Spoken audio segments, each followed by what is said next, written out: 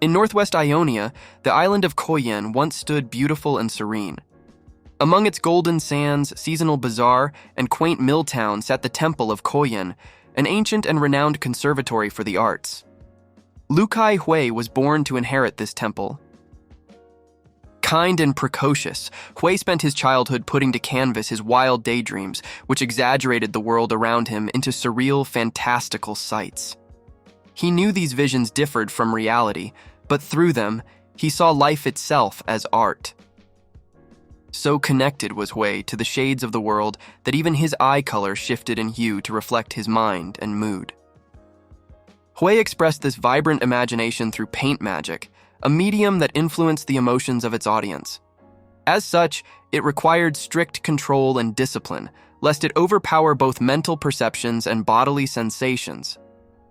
Among its current practitioners, those unable or unwilling to control their art endangered themselves and the community, and were banished from Hwei.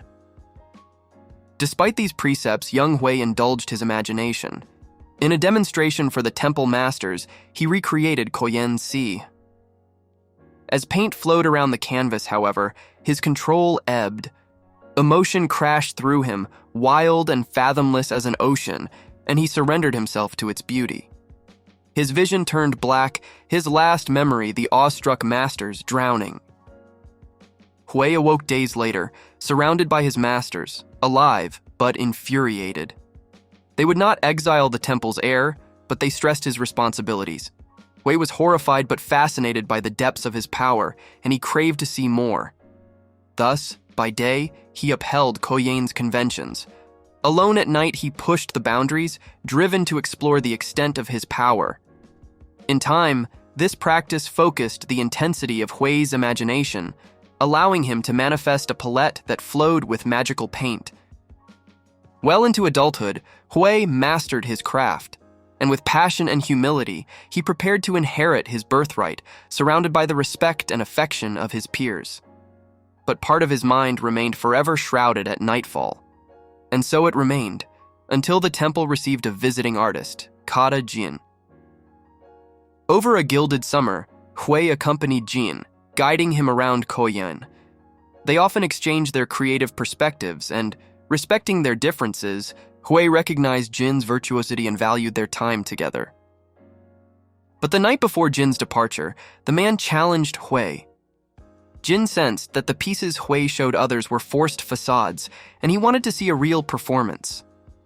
Hwei tried to deny it, but his eyes betrayed him. Flooded by the years spent creating meaningless art, his imagination begged catharsis, so Hwei painted.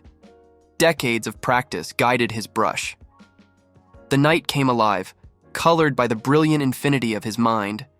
Emotions washed over him, harmonious and visceral, and Hwei welcomed them. Sharing these forbidden visions for another exhilarated him and illuminated the powers of his art, connection, inspiration, and unfettered creation. Jin witnessed all. Afterward, with eyes alight and tone inscrutable, he said farewell, stating he would be moving on tomorrow to watch the lotuses bloom. At dawn, Hwei and his fellow artists awoke to a series of tragedies. First, 4 historic paintings destroyed. Second, an arrangement of 4 bodies, the masters that Hwei had almost killed in his youth. And third, the fiery eruption of the temple's 4 lowest floors. Amid the flames, Hwei imagined the air electric with color. Everything that lived within him bled outward. It was terrifying. It was beautiful. It was art. Realizing its dark potential of destruction, devastation, and torment, Hwei felt the same horror and fascination he had in his youth. The temple quickly collapsed into ruins, with Hwei emerging as its only survivor. Exhausted and guilt-ridden, he mourned. Yet his imagination overflowed, reliving every moment of the disaster. During the day, Hwei and the villagers from the mill town held burials. At night, he revisited the ashen-gray wreckage and painted, his palette taking the shape of Hwei's crest, the same worn over his heart. On one such night, Hwei found the remnants of a trap beneath the rubble, one petaled like a lotus flower.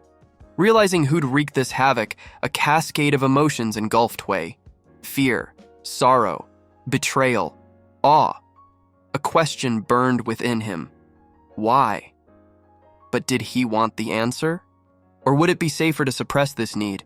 He could stay here with his people, as the here help them rebuild. Bearing little more than his paintbrush and palette, Hwei left his island and his people behind. In the time since, Hwei has learned that the answers he seeks arise through revealing the full extent of his art to others. He tracks down nefarious individuals in Ionia's darkest corners, unleashing scenes of suffering upon them to understand his own well of pain. Yet, he also reaches out to Ionia's victims, fellow witnesses, to create shared tranquility and reflection. Both the relentless artist rising from the ashes and the kind-hearted man from a once peaceful isle, Hwei faces the conflicting hues of Ionia and his own imagination. As he spirals deeper into the shadows, he lights a path, mind brimming with possibility. Which shade of himself will triumph, however, is yet to be seen.